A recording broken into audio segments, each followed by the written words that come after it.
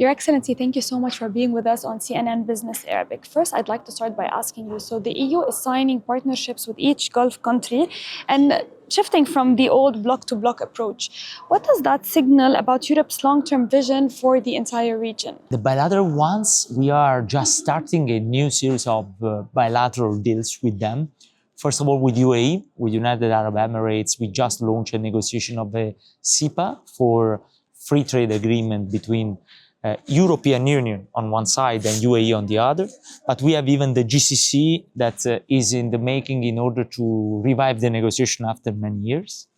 Second, the strategic partnership agreements. We just launched this new tool as European Union for negotiating with each member state of the GCC a strategic partnership agreement. And on that, we are working in order to launch negotiation very soon with some of them that already accepted the proposal.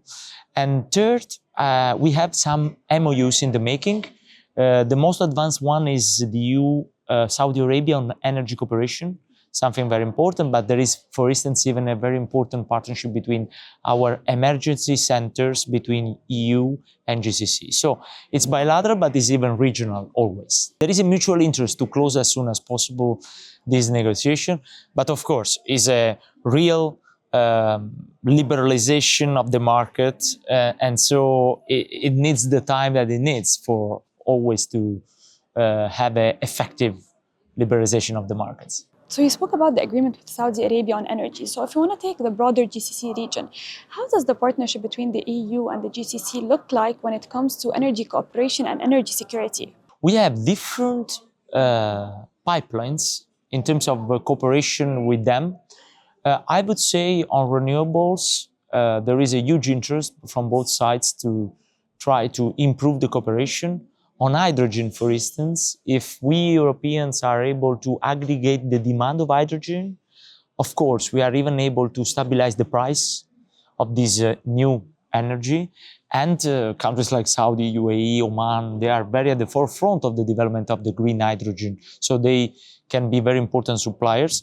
But even on the data centers, we are discussing about that because in the era of AI, renewable energy supplying the data centers here is strategic for us. And third, I'm very happy to announce that very soon there will be the first ever energy security conference of the energy ministers, EU-GCC, probably in Brussels. We still don't have the date, but it's a matter of months to have the conference. And it will be very important in order to coordinate in a structured way the next steps together. As you can see, there are many first evers between us. Like last year, we had the first ever summit of the leaders because we are trying to fill a gap. We have an association agreement with the GCC countries since 1988. But then it was a little bit delayed the implementation. And then after 2020, we started the new strategy of the European Union to the GCC implementing new paths with that. The Russia-Ukraine war caused Russia to stop sending gas to Europe, and Europe started looking to diversify its gas sources. At the same time, the GCC has been big on gas and liquid natural gas. Can we see more cooperation when it comes to LNG between Europe and the GCC? This is more on the side of our member states, that they are dealing with the member states of the GCC bilaterally for diversifying their energy sources. And this is something that already happened during the last years. When I was foreign minister of Italy, I was among the foreign ministers and energy ministers of Europe coming here to the region, signing new understandings with these countries for supplies of gas.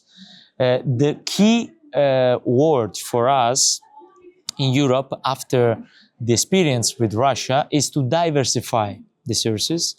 And this is why we have now a mix that is more diversified.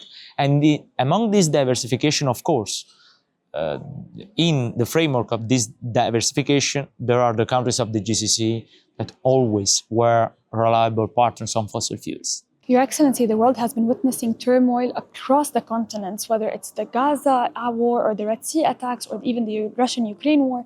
So my question to you is, how can the GCC and the European Union cooperate when it comes to regional stability and shared security? We also saw that Saudi Arabia and the EU launched the Global Alliance for the implementation of the two-state solution for Palestine. So what role can the EU play when it comes to security here in the region?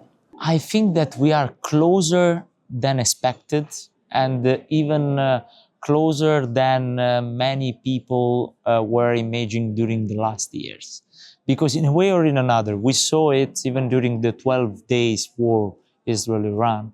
The security of this region is our security in Europe, and I would say vice versa. These two economies, these two markets, the GCC and the European market together, they represent almost the 20% of the global economy. And we have a very important role in order to stabilize both regions. UAE and Saudi negotiated a lot, the most important number of exchange of prisoners between Russia and Ukraine. And we are working together on Gaza, we are working together on the Red Sea, we are working together on Iran. I think that we share the same approach in terms of dialogue and multilateral spirit, let's say, framework, where to frame our action. Of course, there are nuances, sometimes there are different ideas, but if we look now at the plan for Gaza, in the different phases, all together in Kuwait City, the Ministers of Foreign Affairs of EU and the Ministry of Foreign Affairs of GCC, a few weeks ago, they agreed in supporting the plan and even to be totally ready in implementing it. So you just finished the Kuwait summit. What can we expect for the Riyadh summit next year? Honestly, we have many things in the making, and the second ever summit has to be something that reaches tangible results. On the political side, where we have to fix many issues in terms of multilateral crises, multilateral concerns like Yemen, Red Sea, Iran, and so on, and obviously Gaza, Sudan, we have to work together in order to have in mind that we have to go farther and to have further development. At the same time, on the bilateral side, we hope to go ahead with the negotiation of the strategic partnership agreements, to try to revive the GCC negotiation, EU-GCC negotiation on the trade agreement, and even on the people-to-people, we have to advance.